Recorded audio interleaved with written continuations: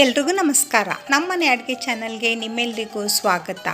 ಇವತ್ತಿನ ರೆಸಿಪಿದಲ್ಲಿ ಚಪಾತಿ, ಪೂರಿ, ಪರೋಟ ಹಾಗೆ ghee ರೈಸ್ಗೆ side dish ಆಗಿ ಬೆಸ್ಟ್ ಕಾಂಬಿನೇಷನ್ ಆಗಿ ಮಟರ್ ಕಾಲಿಫ್ಲವರ್ ತೋರಿಸ್ತಾ ಇದ್ದೀನಿ.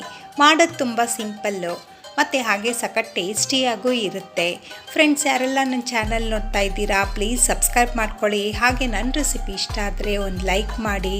ನೀವು ಮನೇಲಿ ಟ್ರೈ ಮಾಡಿ ಹೆಂಗೆ ಬಂದಿದೆ ಅಂತ ಕಮೆಂಟ್ ಮಾಡಿ. ಈ ಕಾಂಬಿನೇಷನ್ನು ಚಪಾತಿ, ಪೂರಿಗೆ ಒನ್ ಆಫ್ ದ ಬೆಸ್ಟ್ ಅಂತಲೇ ಹೇಳ್ಬೋದು.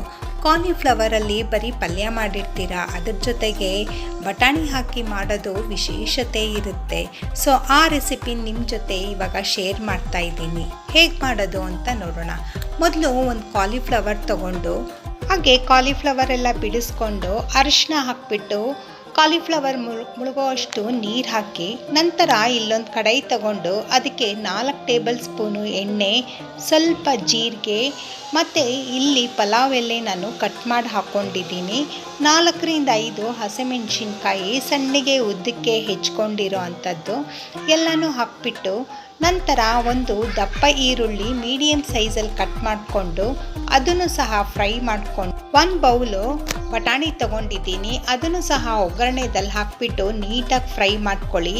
ನಂತರ ರುಚಿಗೆ ತಕ್ಕಷ್ಟು ಉಪ್ಪು, 1/4 ಟೇಬಲ್ ಸ್ಪೂನ್ ಅರಿಶಿನ, ಹಾಗೆ ರುಚಿಗೆ ತಕ್ಕಷ್ಟು ಖಾರದ ಪುಡಿ, ಯಾಕಂದರೆ ಇಲ್ಲಿ ಖಾರದ ಪುಡಿ ನೋಡ್ಕೊಂಡು ಹಾಕಿ. ಹಾಗೆ 2 ಮೀಡಿಯಮ್ ಸೈಜು ಟೊಮೆಟೊ ಸಹ ಕಟ್ ಮಾಡಿ ಅದನ್ನು ಸಹ ಒಗ್ಗರಣೆದಲ್ಲಿ ಹಾಕಿಬಿಟ್ಟು ನೀಟಾಗಿ ಫ್ರೈ ಮಾಡಿ ಲಿಡ್ ಮುಚ್ಚಿಟ್ಬಿಟ್ಟು ಒಂದು 10 ನಿಮಿಷ ಬಿಡಿ. ಅಲ್ಲಿ ಟೊಮೆಟೊದಲ್ಲಿ ಇರೋವಂಥ ನೀರೆಲ್ಲನೂ ಇಂಕೊಬೇಕು, ಅಲ್ಲಿ ತನಕ ಫ್ರೈ ಮಾಡ್ಕೊಳ್ಳಿ. ನಂತರ 1 ಟೇಬಲ್ ಸ್ಪೂನು ಧನಿಯಾ, ಹಾಗೆ ಒಂದು ಅರ್ಧ ಟೇಬಲ್ ಸ್ಪೂನು ಗರಂ ಮಸಾಲ, ಸ್ವಲ್ಪ ಶುಂಠಿ ಬೆಳ್ಳುಳ್ಳಿ ಪೇಸ್ಟು, ನೀವಿಲ್ಲಿ ಬೇಕಂದರೆ ಬೆಳ್ಳುಳ್ಳಿ ಜಜ್ಜಿ ಸಹ ಹಾಕ್ಕೊಬೋದು. ಎಲ್ಲ ಹಾಕಿಬಿಟ್ಟು ನೆನೆಸಿ ಕ್ಲೀನಾಗಿ ತೊಳೆದಿಟ್ಕೊಂಡಿರೋ ಅಂಥ ಕಾಲಿಫ್ಲವರ್ ಅದನ್ನು ಸಹ ಒಗ್ಗರಣೆಗೆ ಹಾಕಿಬಿಟ್ಟು ನೀಟಾಗಿ ಒಗ್ಗರಣೆಗೆ ಹೊಂದ್ಕೊಳ್ಳೋ ಥರ ಮಿಕ್ಸ್ ಮಾಡ್ಕೊಳ್ಳಿ. ನೋಡಿ ಫ್ರೆಂಡ್ಸ್, ಇದು ಬೇಯೋ ಅಷ್ಟರಲ್ಲಿ ಯಾರೆಲ್ಲ ನೋಡ್ತಾ ಇದ್ದೀರಾ ಪ್ಲೀಸ್ ಸಬ್ಸ್ಕ್ರೈಬ್ ಮಾಡ್ಕೊಳ್ಳಿ. ಹಾಗೆ ನನ್ನ ರೆಸಿಪಿ ಇಷ್ಟ ಆದರೆ ಒಂದು ಲೈಕ್ ಮಾಡಿ.